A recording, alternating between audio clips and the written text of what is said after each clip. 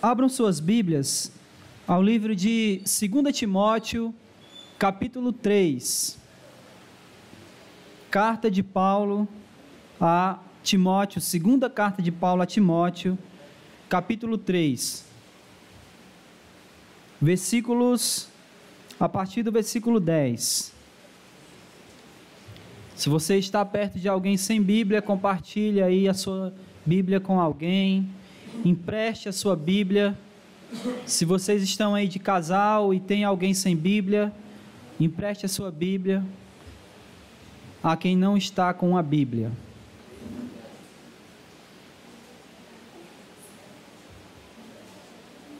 Segunda carta de Paulo a Timóteo, capítulo 3, a partir do versículo 10. Todo mundo achou? Amém? Então vamos ler. 2 Timóteo, capítulo 3, versículos do 10 ao 13, diz assim: Tu, porém, tens observado a minha doutrina, procedimento, intenção, fé, paciência, amor, perseverança, minhas perseguições, aflições que sofri em Antioquia, Icônio e Listra. Quantas perseguições suportei, e o Senhor me livrou de todas. Na verdade, todos os que querem viver uma vida piedosa em Cristo Jesus sofrerão perseguições, mas os homens maus e impostores irão de mal a pior, enganando e sendo enganados. Amém? Vamos orar. Santo Deus e Pai, nós te damos graças mais uma vez e pedimos, Senhor, em nome de Jesus, com toda humildade, com toda percepção de quão pequenos nós somos, com todo o entendimento de como nós somos imperfeitos e como nós somos limitados diante da Tua palavra. E é por isso que nós nos colocamos em nossa condição de humilhados que somos diante da Tua poderosa palavra, da Tua palavra que é magnífica, da Tua palavra que traz a vida para aqueles que ainda estão mortos espiritualmente. E é com essa condição e percepção de humilhados diante da Tua palavra que nós pedimos a Tua iluminação, que nós suplicamos que o Senhor ilumine a nossa mente, que o Senhor ilumine o nosso coração, para que a Tua palavra que foi revelada e foi registrada pelos apóstolos, e que hoje nós acabamos de ler um trecho dessa carta de Paulo a Timóteo, segunda carta de Paulo a Timóteo, e que agora, após a leitura dessa carta, que a nossa mente venha ser iluminada pelo Teu Santo Espírito, para que venhamos compreender a Tua palavra, que o nosso coração esteja aberto para a Tua palavra, tal qual um campo, tal qual uma terra, ela fica pronta, ela se apronta para receber uma semente. É assim que nós oramos ao Senhor nessa noite, que o nosso coração esteja pronto, esteja fértil, para receber a semente da Tua palavra. Prepara o nosso coração, ilumina a nossa mente para compreender a Tua palavra, e que, apesar da imperfeição desse Teu servo, que o Senhor me use para edificar o Teu povo, a Tua igreja, para trazer revelação àqueles que ainda não a têm, para trazer entendimento da Tua palavra, para que todos que estão aqui entendam a vontade do Senhor em suas vidas. Faz assim, Senhor, para a glória do Teu nome. Não sou especial ou melhor do que ninguém, eu só peço que o Senhor me use, porque hoje sou eu aqui à frente, mas o Senhor usa a quem quer e como quer. Então, em nome de Jesus, nos abençoa, para que a Tua palavra seja pregada, e que não saiamos daqui sem sermos edificados por ela. Em nome de Jesus, oramos, te bendizemos e te agradecemos, hoje e sempre. Amém, Jesus. Todos nós, como seres humanos, nós temos modelos, nós temos pessoas nas quais a gente se espelha, pessoas nas quais a gente se inspira, pessoas nas quais a gente tira o nosso modelo. Eu lembro na minha infância e juventude, adolescência, a gente que sempre viveu e correu atrás de bola, eu lembro que quando a gente era criança, a gente tinha aqueles jogadores de futebol, que a gente gostava de ser aquele jogador de futebol. Eu lembro que as moças, as jovens, elas se espelhavam em alguma pessoa que ela via na televisão, alguma modelo, alguma atriz, e ela, às vezes até o penteado ela fazia igual, o corte de cabelo igual. Então os seres humanos, eles vivem de modelos de imitação, e isso é natural dos seres humanos, olharem para as pessoas, olharem para outros seres humanos, e usarem esses seres humanos como modelo para a sua vida, como modelo de alguém que eu gostaria de ser, não sei se você já fez essa pergunta para o seu filho, ou quando você era pequeno, seu pai perguntou para você, o que você quer ser quando crescer? E aí, geralmente, quando a gente escuta esse tipo de pergunta, sempre vem alguém em nossa mente, que a gente diz, olha, eu gostaria de ser como fulano, eu gostaria de ser aquele personagem lá, quando a gente é criança, tem sempre um super-herói que a gente admira mais, No meu caso, eu queria ser o Homem-Aranha. E quem me conhece desde criança sabe que eu sempre gostei de andar pendurado nas coisas, parecia um macaco. Mas nós sempre temos um modelo. O problema hoje é que achar modelos na nossa sociedade tem se tornado cada vez mais difícil. Nós olhamos para as nossas autoridades políticas e não conseguimos ver em nenhum deles alguém que seja um exemplo a ser seguido. É claro que eu estou generalizando aqui, porque eu ainda acredito que tenha pessoas honestas ali. Você pode me chamar de sonhador, mas eu acredito ainda.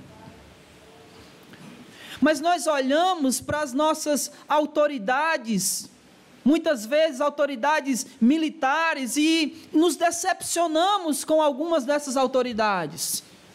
Mais uma vez eu estou generalizando. E quando o exemplo ele vem para autoridades eclesiásticas, como padres, como pastores, como pessoas que têm algum tipo de autoridade, nós também nos decepcionamos, porque não é escondido de ninguém, porque as mídias, elas divulgam escândalos e mais escândalos nesse nosso país, independente da área onde aquela autoridade está inserida. Não é nada raro, pelo contrário, se tornou cada vez mais comum um escândalo de um padre que cometeu pedofilia.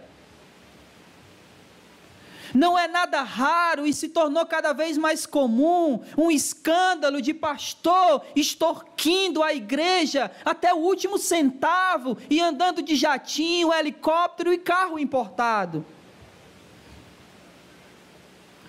Então, ter modelos os quais a gente deve seguir e imitar tornou-se cada vez mais difíceis. Está cada vez mais difícil a gente olhar para alguém e agora olhando para o nosso umbigo aqui, na nossa comunidade, no nosso meio evangélico, Está cada vez mais difícil a gente olhar para um irmão, para uma autoridade, para uma liderança e a gente dizer: eu gostaria que a minha fé fosse igual à fé desse irmão. Isso tem se tornado cada vez mais difícil nos nossos dias atuais da igreja. E nós dizemos isso, eu estou falando isso para vocês, irmãos, com o coração doído, com o coração quebrado, porque nós, como igreja, como povo de Deus, nós deveríamos ser o exemplo para a sociedade lá fora. As pessoas deveriam olhar para nós e dizer: eu gostaria de ser isso aí. Isso aí o quê? Eu não sei. Isso aí que eu estou vendo nela. Mas ultimamente a igreja ela tem se comportado de uma maneira tão maluca, por assim dizer, que as pessoas têm dito o contrário. Isso aí eu não quero ser. Às vezes por um escândalo financeiro, às vezes por um escândalo conjugal, porque também está se tornando cada vez mais comum no meio das autoridades eclesiásticas, principalmente, ou mais especificamente, aliás, no meio dos pastores, porque tem trocado as suas esposas de 40, às vezes por 2 ou uma de 20. Isso tem se tornado cada vez mais comum. E isso nos torna, irmãos, isso torna para nós a dificuldade de termos modelos a quem nós imitamos, a quem nós devemos imitar. Amém? Infelizmente, amém, né? O texto que nós lemos, Paulo está justamente tratando desse assunto. Por isso que o tema do nosso sermão de hoje é um modelo a ser seguido. Um modelo a ser seguido. E observe que Paulo, ele sempre traz para si a responsabilidade de um modelo a qual os outros devem imitar.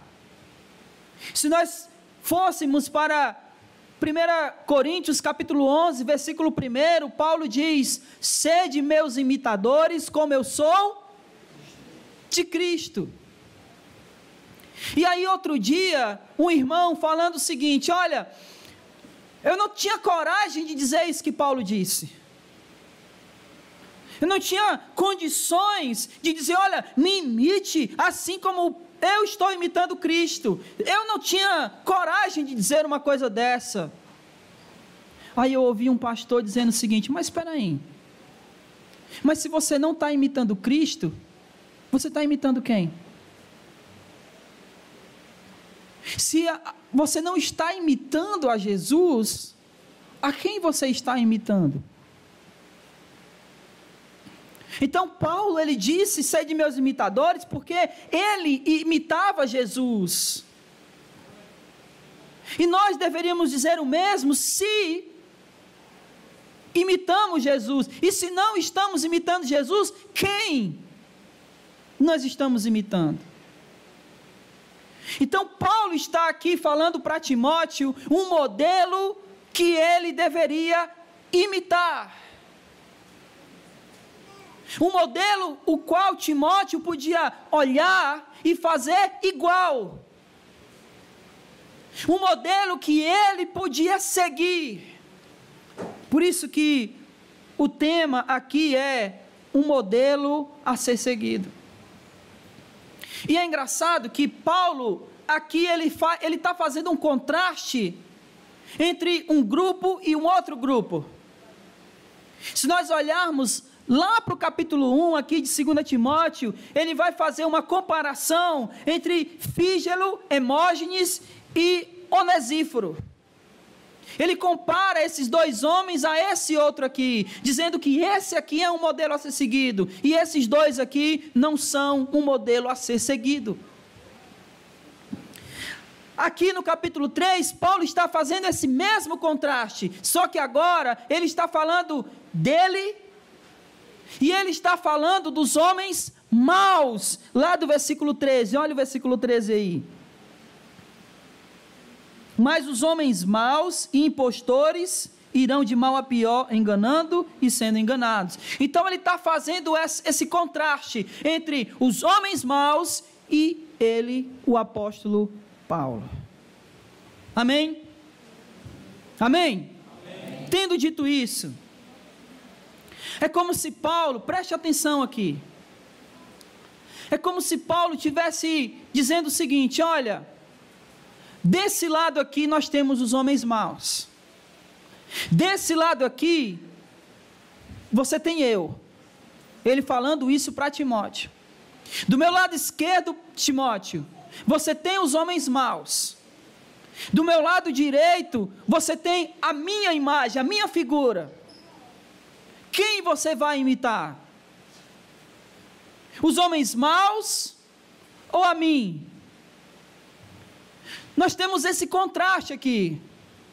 E antes da gente ver propriamente dito o versículo 10, vamos ver o que esses homens maus, que Paulo está dizendo no versículo 13, o que eles faziam. Acompanhe comigo. Os versículos, a partir do versículo 2 do capítulo 3. Não, a partir do versículo 1 mesmo, do capítulo 3. O que esses homens maus faziam? Amém? Sabe, porém, que nos últimos dias haverá tempos difíceis. Pois os homens amarão a si mesmos, serão gananciosos, arrogantes, presunçosos, blasfemos, desobedientes aos pais, ingratos, impuros, sem afeição natural, incapazes de perdoar, caluniadores, descontrolados, cruéis, inimigos do bem, traidores, inconsequentes, orgulhosos, mais amigos dos prazeres do que amigos de Deus, com aparência de religiosidade, mas rejeitando-lhe o poder, afasta-te também deles. Estes são os homens maus. Essa é a característica dos homens maus. Isso aqui era o que os homens maus faziam. E Paulo está aqui como se ele estivesse diante de Timóteo. E ele disse: olha, do meu lado esquerdo tem os homens maus, do direito tem eu. Quem você vai seguir? Qual será o teu modelo? Quem você vai escolher para imitar? Os homens maus ou a mim? Por isso que no versículo 10, acompanha aí comigo, depois dele falar dos homens maus e de tudo aquilo que os homens maus estavam fazendo, ele diz: tu, porém. Os homens maus estão fazendo tudo isso, tu, porém, fazes diferente. Você não vai ser assim. Não é esse modelo que você vai seguir. Tu, porém, segue outro modelo. Você não vai seguir esse modelo desses homens arrogantes, blasfemos, desobedientes, ingratos, incapazes de perdoar, caluniadores. Esse não é o modelo que você, Timóteo, deve seguir. Tu, porém, segue outro modelo. Não é o teu modelo. Não é o modelo de um cristão seguir. Não é a figura da qual um cristão olha e diz: é assim que eu quero ser. Tu, porém, o modelo é outro. Para tu, porém, o modelo não é o mundo. Para tu, porém, o modelo não é aquilo que você idealizou na sua cabeça. Para tu, o modelo é Cristo. Amém? Amém. Porque não somos mundanos. Mundanos nós já fomos. Mundanos deixamos de ser. Tu, porém, terá outro modelo, Timóteo. E aí, acompanha ainda no versículo 10. Ele diz: tu, porém, tens observado. Em algumas traduções vem dizendo: tu tens seguido de perto. O que isso quer dizer? O que quer dizer, o que Paulo está querendo dizer quando ele fala para Timóteo, que Timóteo tem observado, que Timóteo tem seguido de perto? É claro que ele está falando que Timóteo estava vendo o modelo nele, Paulo, mas era muito mais do que simplesmente observar, era muito mais do que simplesmente ver, era guardar, era praticar, era como um discípulo que vê no mestre um modelo e imita tal qual o seu mestre.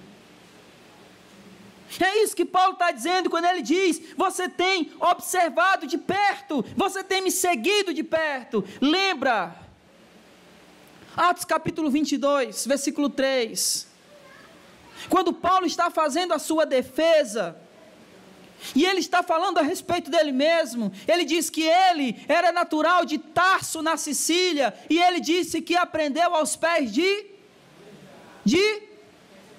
Gamaliel.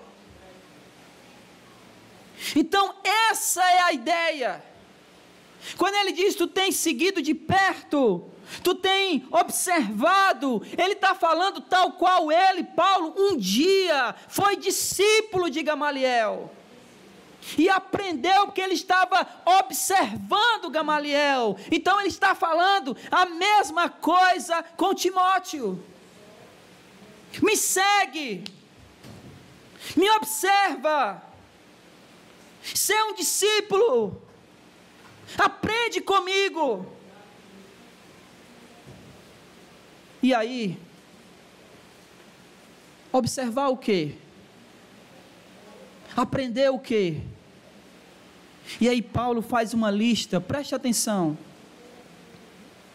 Ele faz uma lista de 8 coisas que ele quer que Timóteo observe nele e aprenda com ele.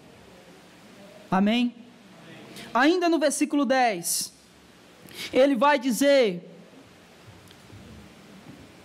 tu, porém, tem observado, em primeiro lugar, a minha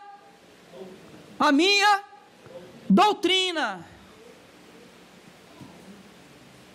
Então Timóteo, ele estava guardando, observando, estava praticando a doutrina que Paulo havia ensinado a ele. E dessa doutrina, Timóteo não podia se desviar.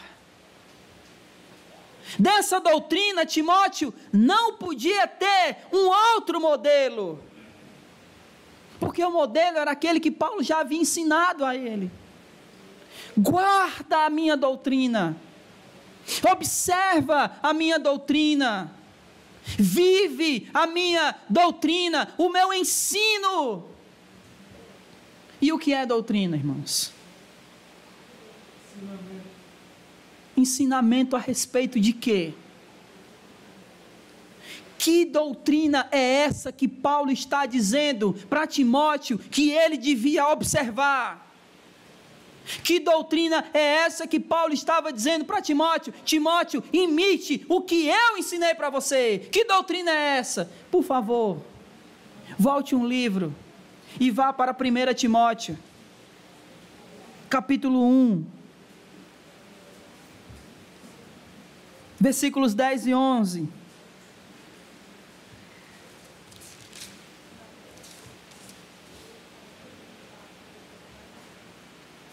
Final do versículo 10. Ele diz: e para tudo o que é contrário, acharam aí? Amém? Final do versículo 10. E para tudo o que é contrário à sã doutrina. Versículo 11. A qual está em harmonia com o que me foi confiado, a saber, o evangelho da glória do Deus bendito. Que doutrina é essa?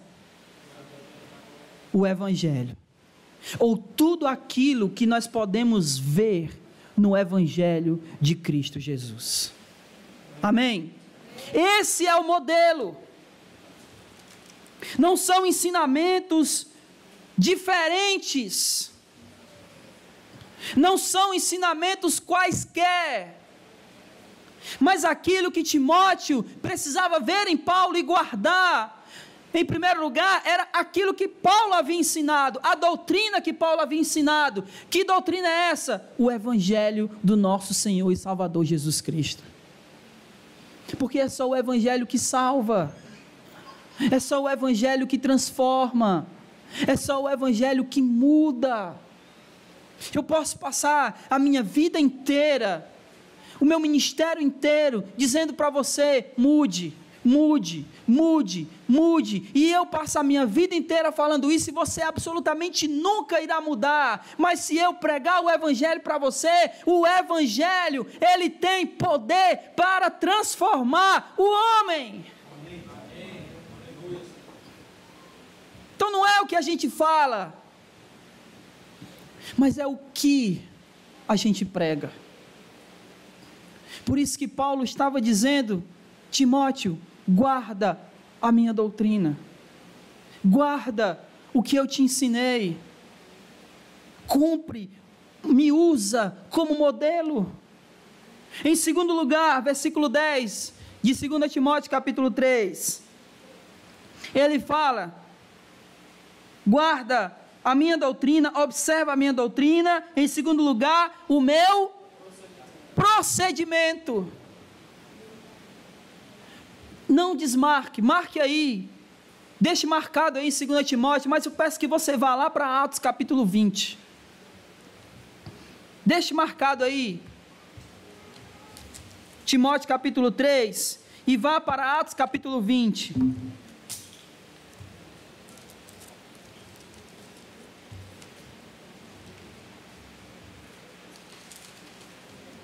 Paulo disse para Timóteo: Timóteo, observa, tem como modelo o meu ensino, a minha doutrina, mas tem como modelo também o meu procedimento. Atos capítulo 20, versículos 18 ao 21, olha o que Paulo está dizendo aqui.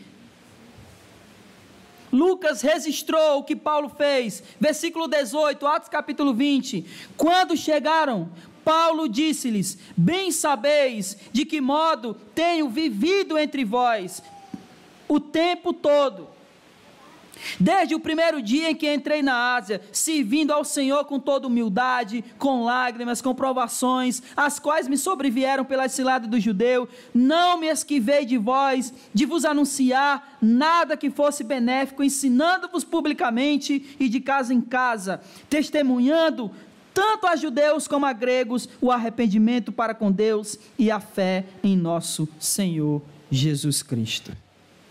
Qual era o procedimento de Paulo?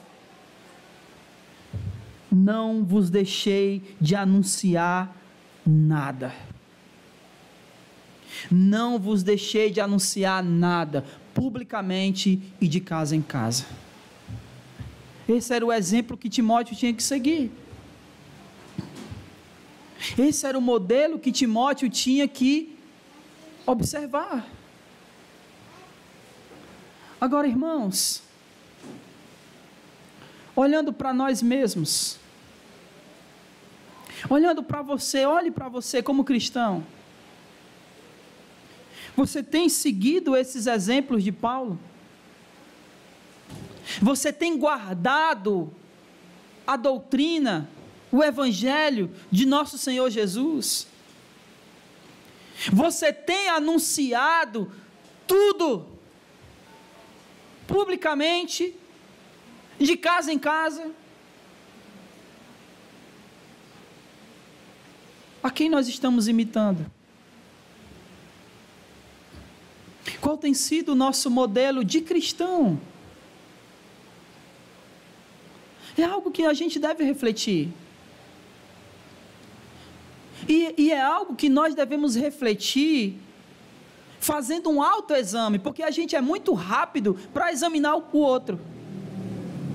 Olha, fulano, faz tempo que eu não vejo ele batizar ninguém.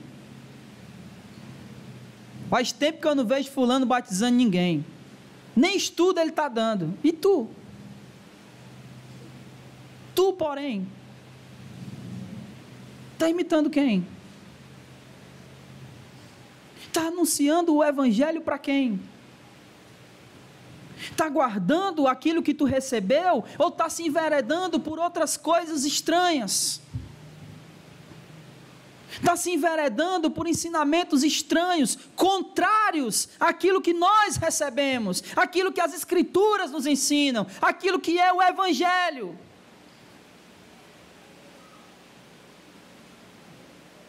Quem nós estamos observando? Quem nós estamos imitando? A fé de quem nós estamos imitando? Aquela fé maluca que se eu der tudo que eu tenho, eu vou ganhar 10 vezes mais. É essa fé absurda e não bíblica que a gente está querendo imitar. Paulo está dizendo para Timóteo: Timóteo, imite, me imite, imite a minha doutrina e imite o meu procedimento. É engraçado que aí em Atos capítulo 20 ele diz: olha, vocês sabem como foi o meu comportamento desde o primeiro dia que eu entrei na Ásia. Vocês não têm nada contra mim, nada, absolutamente nada. Vocês não têm nada do que falar a respeito do meu procedimento, porque eu, desde o primeiro dia que entrei na Ásia, vos anunciei todas as coisas. Era esse o procedimento de Paulo. E era isso que Paulo queria que Timóteo observasse nele como modelo. Em terceiro lugar, volte para 2 Timóteo. Ele diz: a minha doutrina, o meu procedimento e a minha intenção, o meu propósito. Qual o nosso propósito em ser crente? Qual é a nossa intenção quando anunciamos as boas novas de Jesus para alguém? Quais são as intenções do coração de um líder religioso, de um pastor? Qual é a intenção que ele tem quando ele prega o evangelho? Ganhar dinheiro? Se essa for a intenção, irmãos, tem muitas maneiras de ganhar dinheiro. Infelizmente, tem uma frase pejorativa que as pessoas criaram, que infelizmente em muitos lugares ela é real. Pequenas igrejas, grandes negócios. Eu lembro que eu assistindo uma pregação do Ed Renekiewicz, ele disse: comercializar a fé é melhor que vender droga, porque a droga é ilícita, comercializar a fé é legal. Você não vai preso em comercializar a fé. Qual é a intenção? Qual é a nossa intenção? Nós estamos vivendo dias tão ridículos no meio gospel. Certa vez um jovem ligou para mim, falou comigo no Facebook e ele disse: professor, porque eu sou professor em seminários teológicos. E ele ligou para mim e disse: professor, o senhor poderia pregar aqui na igreja? Eu disse: claro. Ele: quanto é que o senhor cobra? Eu disse: nada. Ele: não, pode falar. Eu disse: nada. Ele: fale. Eu disse: eu não cobro. Nós estamos vivendo momentos tão ridículos do Evangelho, que quando você diz que a pregação do Evangelho é de graça, as pessoas não acreditam. Porque as pessoas estão cobrando 20 mil reais por uma palestra de 1 hora. As pessoas cobram 300 mil reais por um show gospel de 2 horas. E é assim que está o Evangelho.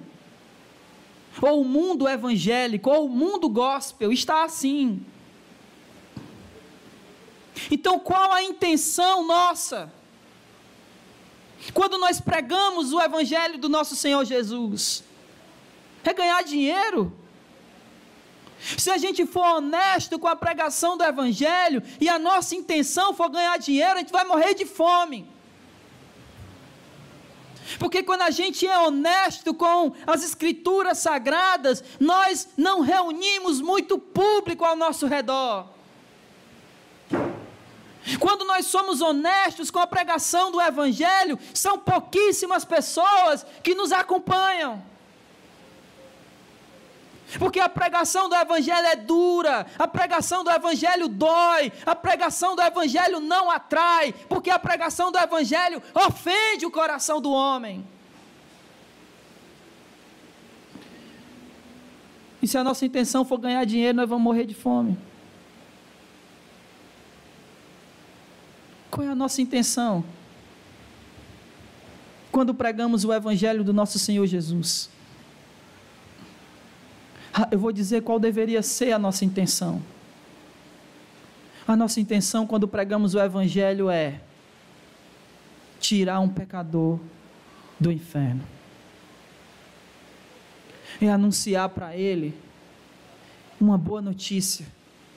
Jesus morreu por você. E o seu destino eterno agora mudou. Você estava indo para o inferno. Agora Jesus te espera no céu. Essa é a nossa intenção. Ganhar dinheiro com esse tipo de pregação, nós morreremos de fome. Porque hoje não é isso que as pessoas querem ouvir. Elas querem ouvir que elas são vitoriosas, elas querem ouvir que elas vão triunfar, elas querem ouvir que elas vão ter carro novo, casa nova. Parece mais uma palestra do Sebrae do que uma pregação do Evangelho. Amém? É triste, né? É triste a realidade que se tornaram alguns púlpitos hoje em dia. E aí, eu vou fazer que nem Paulo. O que a gente vai imitar? A gente vai imitar esses falsos pregadores de um falso evangelho, ou nós vamos imitar a pregação dessa doutrina que Paulo aqui está falando para Timóteo? O que a gente vai imitar? O que a gente vai escolher como modelo de imitação?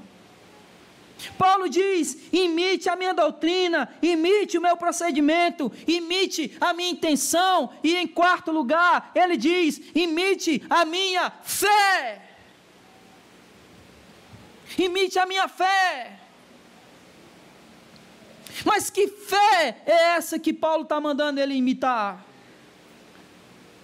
É aquela que diz: eu vou colocar Jesus na frente, e uma vez Jesus na frente, tudo vai dar certo.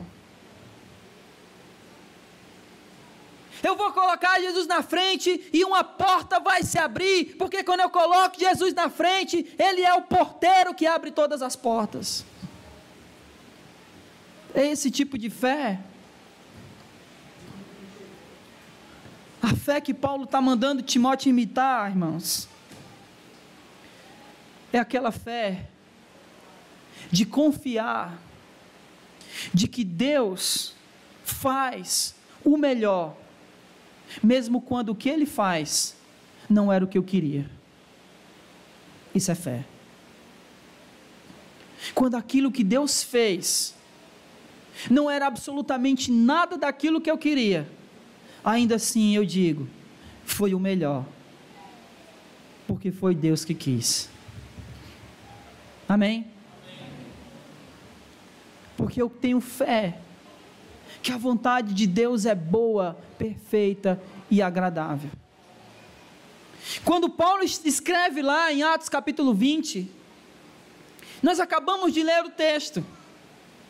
Paulo está mandando Timóteo aqui imitar ele, imitar a sua fé, mas Paulo disse lá em Atos capítulo 20, que de cada cidade que ele entrava, o que o Espírito Santo dizia para ele?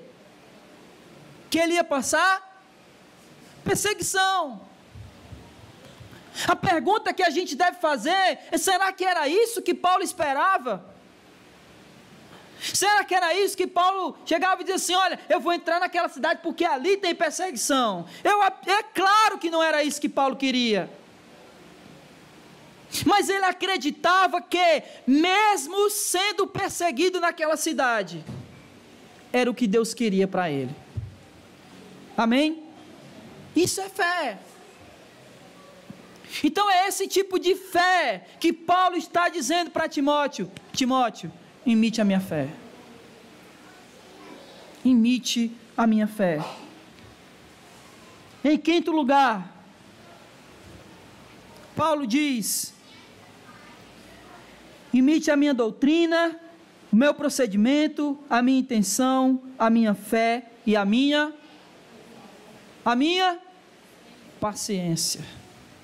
Oh, como está em falta. Nunca vi uma geração de crentes tão estressados como hoje em dia. Tudo nos irrita, tudo nos estressa, tudo é motivo para a gente gritar, explodir, espernear, brigar, xingar, porque os crentes hoje xingam. Falta paciência para esse povo. É um povo impaciente. A gente estava conversando antes do culto sobre trânsito. Ninguém mais espera ninguém. Todo mundo apressado. Ninguém tem paciência.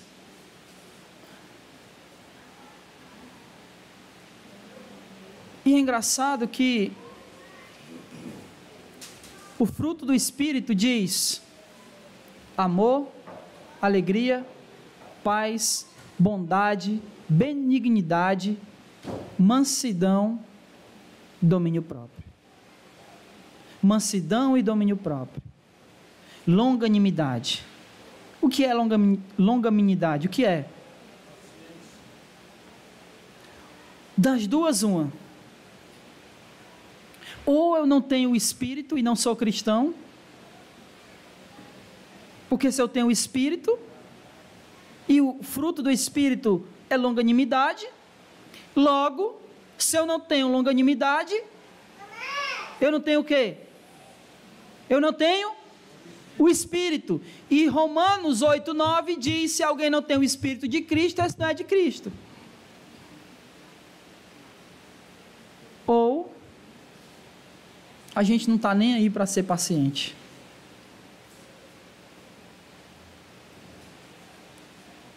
Vamos imitar a paciência. Mas mais do que imitar a paciência, vamos ser pessoas pacientes, que outros imitem a nossa paciência. Amém? Você consegue ser assim? Eita, que dificuldade. É fácil, irmãos? É claro que não, é por isso que Deus deu o Espírito dele para nós. Sexto lugar, paciência e o que mais? Amor. Sabe, o amor deveria ser uma coisa que nós deveríamos nem precisar dizer: olha, ame. Afinal de contas, nós somos cristãos. Ninguém mais do que nós sabe o que é ser amado, porque o nosso Deus morreu por nós por amor. E se Ele nos ama e nos amou a esse ponto, nós deveríamos amar assim também. É engraçado que Paulo diz o seguinte, preste atenção: Não se dispersa na sua mente, preste atenção aqui. Paulo diz: a ninguém ficais devendo coisa alguma, exceto o amor. Aí, a nossa interpretação é o seguinte: então Paulo está dizendo que eu devo ficar devendo o amor, então eu não vou amar. Porque se eu amar, eu não estou devendo. Só que o que Paulo está dizendo é que eu devo amar e nunca considerar que essa dívida está paga. Então eu amo e considero que ainda estou devendo o amor e continuo amando, porque é uma dívida que eu nunca pago. Então não é deixar de amar, é amar porque é uma dívida que eu jamais irei sanar. Então a ninguém fiquei devendo coisa alguma no seu amor, é porque mesmo que eu continue amando, eu nunca pagarei essa dívida de amor com o próximo, com meu irmão. E amar inclui várias coisas, entre essas coisas que inclui o amor ao próximo, uma dessas coisas é o perdão. Eu só perdoo quem eu amo. Jesus, falando uma parábola, ele diz: olha, quem dessas pessoas foi mais amada? Aquele que devia mais. Então, quanto mais se deve, e você perdoa essa dívida maior, quanto mais você percebe o quanto essa pessoa te amou. Amém? O amém está ficando mais fraco a cada momento. Amém, glória a Deus. Vamos amar uns aos outros, não de boca, não de palavra, como diz lá em 1 João, mas de fato e de verdade. Esse é o amor. E não é aqui, irmãos, aqui é tudo bonito, é no dia a dia, quando o irmão te ofende, quando o teu marido fala uma coisa que você não gosta, quando a sua esposa faz algo que te deixa irritado, é nesse momento que o amor entra em cena. Ou você acha que é tudo bonitinho? Aqui é tudo beleza, todo mundo é santo, oh glória a Deus. É em casa que a gente se revela. É em casa que falta paciência. A minha esposa sabe melhor do que ninguém como eu sou impaciente. Eu sei. Só pode. Então, irmãos, vamos amar de verdade, não de boca. É no dia a dia. Amém? Amém.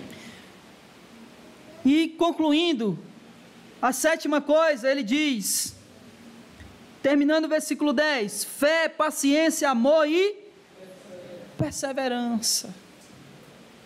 Olha como isso está em falta em nosso meio, em duas situações bem simples. Na fé, as pessoas não perseveram na fé, e aí qualquer motivo é motivo para elas saírem, deixarem a fé.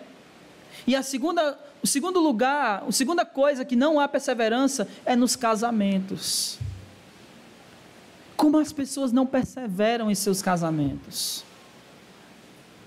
Eu estava conversando com um amigo meu esses dias, e eu estava dizendo, olha, há 20 anos atrás, o índice de divórcio era tão pequeno, era 1 para 10. Hoje em dia, o índice de casamentos que continuam é que é 1 para 10. E as pessoas não estão separando pelo motivo bíblico, não. Qual é o motivo bíblico para a separação? Adultério. Elas estão separando porque o modelo que ela tem hoje é um modelo ultrapassado. Então ela quer um carro do ano, né? Uma mulher do ano. Quer um modelo mais novo. Com a pintura toda bonitinha, né? Ainda não tem nada... A ferrugem ainda não corroeu, né? A lataria. E aí, quando começa isso a acontecer, aí eu faço um consórcio e pego um do ano.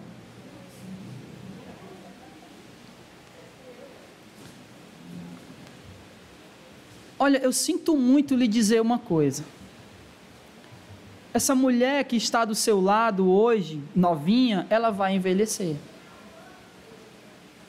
Tu acredita que eu já fui novo? Eu já tive até cabelo.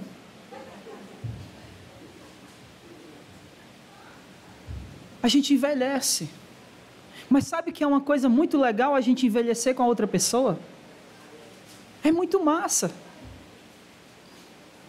A gente pegar um álbum de fotografia e olhar as fotos antigas e dizer, meu Deus, como eu era magro. Parecia um gafanhoto. E aí, irmãos, de fotografia em fotografia, de ano em ano, a gente vai percebendo que a gente estava com aquela pessoa sempre, nos bons e nos maus momentos. E é tão bom isso. Quantas coisas a gente já viveu juntos. Perseverar na fé, no casamento e em tantas outras coisas, nos estudos. A pessoa entra numa faculdade e não é por outra coisa não, é porque ela não quer mesmo, ela para. Não há perseverança. Ela não consegue terminar nada que começa. Que tipo de modelo é esse que a gente está imitando?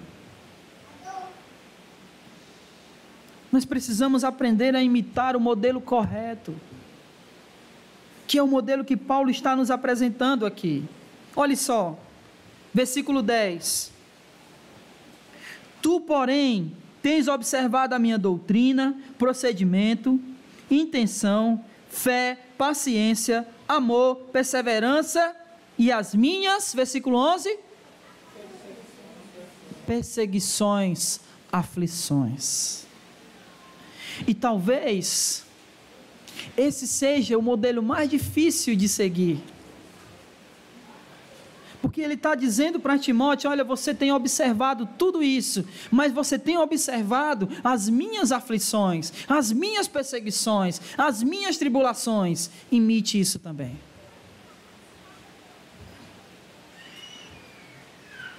Imitar as aflições, as perseguições, sim, é. Porque a vida cristã é assim. Ela é feita de aflições. Ela é feita de perseguições. Ela não é esse oba-oba que a gente vê por aí, onde tudo é festa, e todo mundo é feliz, e glória a Deus, e aleluia, e vamos todo mundo para o céu. A vida cristã é difícil. A vida cristã é difícil porque você luta contra você. A vida cristã é difícil porque ela nos mostra e nos diz que o nosso maior inimigo é a gente mesmo. Nós temos um inimigo invisível chamado Satanás, mas esse inimigo invisível chamado Satanás, ele só nos atinge por causa de nós mesmos. Tiago diz que nós somos tentados pela nossa própria concupiscência. Nós não somos tentados pela concupiscência do outro, nem pela concupiscência de Satanás. A gente é tentado por Satanás pela nossa própria concupiscência. E isso nos aflige. E isso nos atribula. E isso torna para nós algo difícil de se viver. Porque como pecadores que somos, mesmo pecadores regenerados, o pecado ainda nos atrai. E por nos atrair, isso nos aflige. Porque, irmãos, você já tentou não querer uma coisa que você quer muito. Eu não queria querer isso. Isso é a nossa vida com relação ao pecado.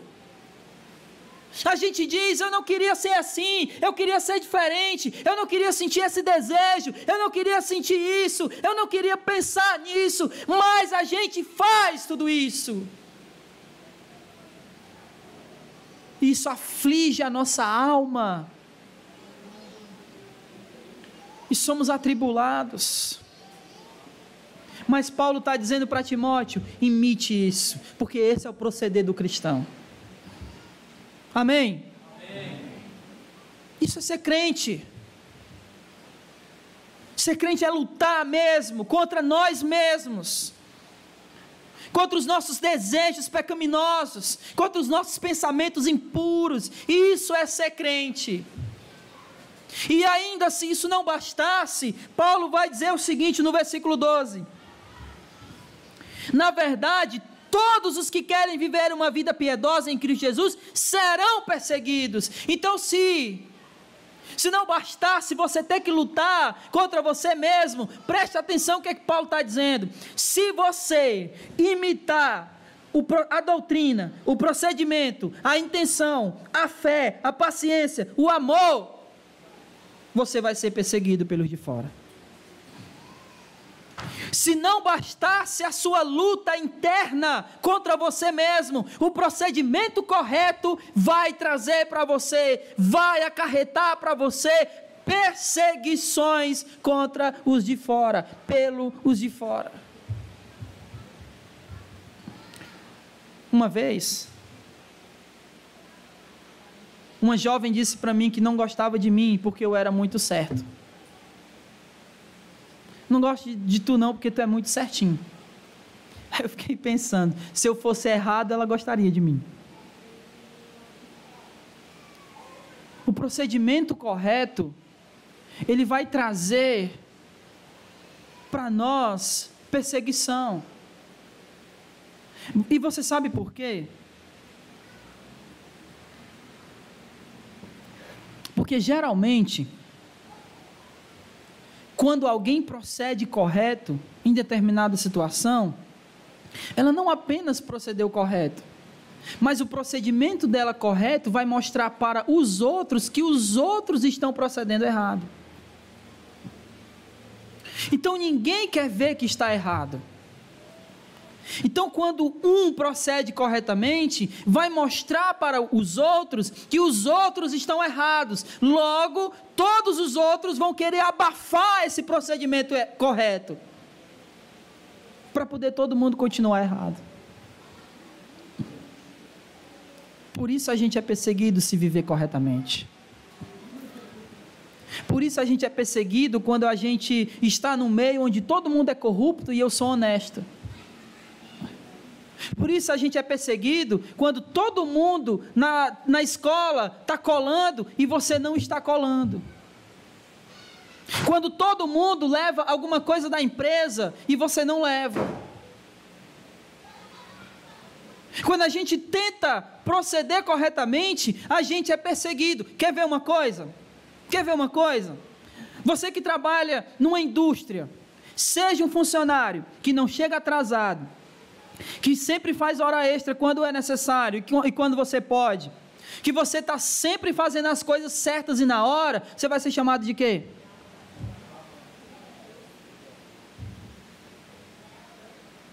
O procedimento correto acarreta perseguições,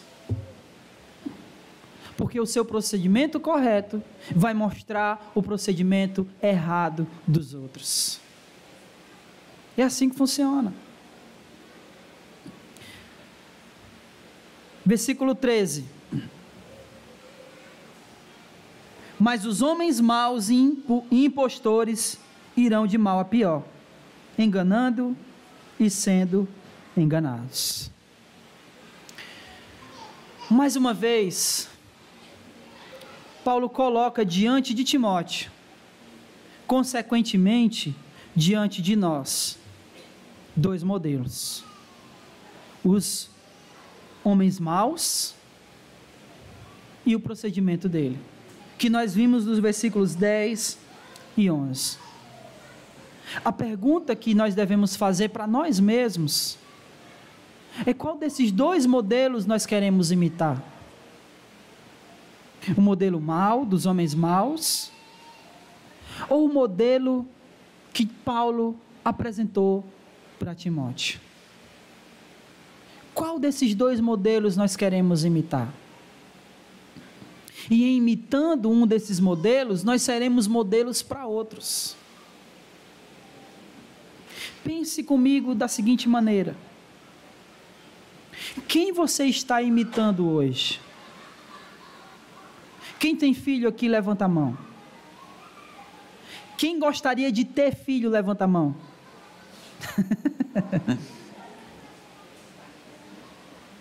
Para você que tem, e para você que gostaria de ter, pense algo comigo. Quem você está imitando?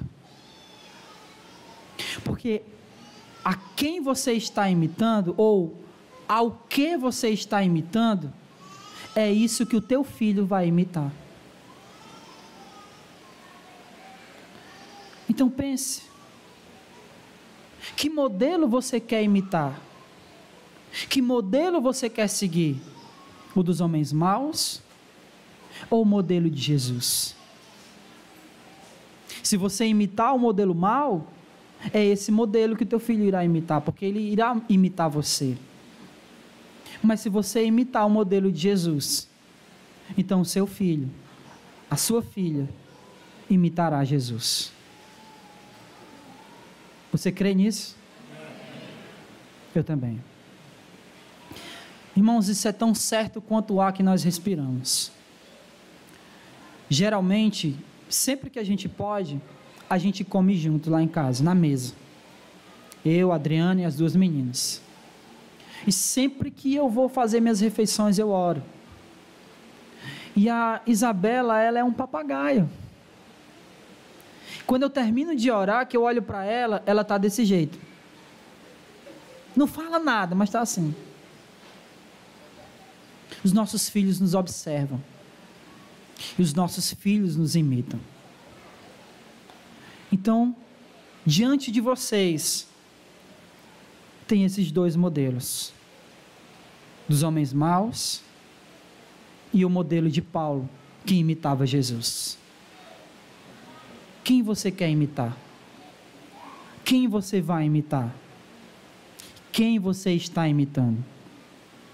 De verdade, de coração, eu espero que você esteja imitando Jesus. Amém? Que Deus nos abençoe. Vamos ficar de pé.